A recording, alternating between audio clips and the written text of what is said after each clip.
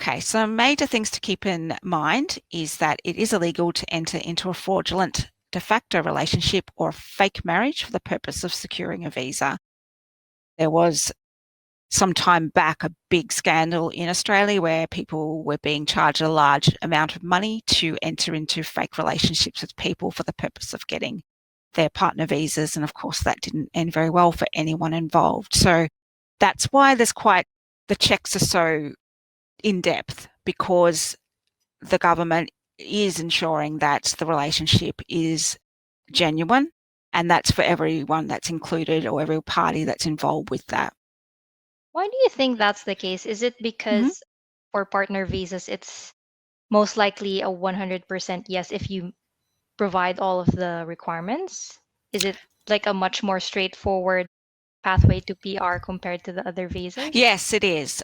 So if we look at perhaps a skilled visa or an employment-based visa where someone needs to hold a particular qualification, they need to have a certain amount of years of experience, there's a different, they need to have a job and a job offer and so forth. It can vary, whereas you're correct. If you're able to provide evidence that, oh, this is my partner, we live together, these are photos of us together, and we've been together for 2 years, you will move.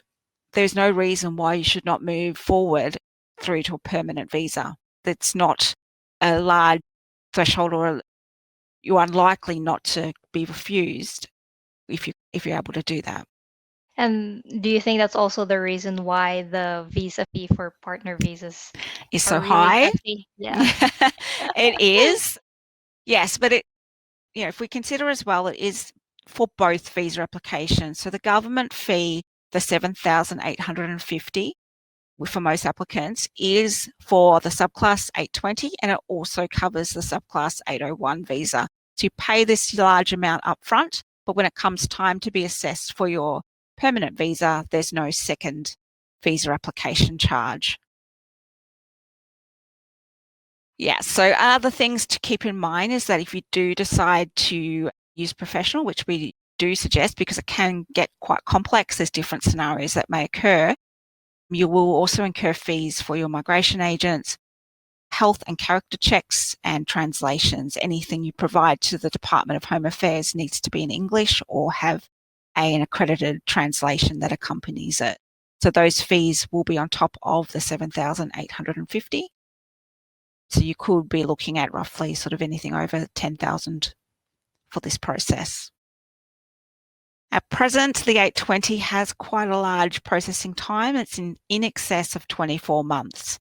So what that means is that if you're an Australian, you've applied for your 820 visa, you'll move on to this bridging visa. Bridging visa will stay in place, and it allows you to live and work in Australia while the 820 is ticking away in the background waiting to be processed. So for most people, that's great. That's fine. There's no issues with it. The only time that you may need to have a change or notify us is if you wish to travel outside of the country, because you will need permission to do that. But otherwise, you live here waiting for your partner visa to be granted.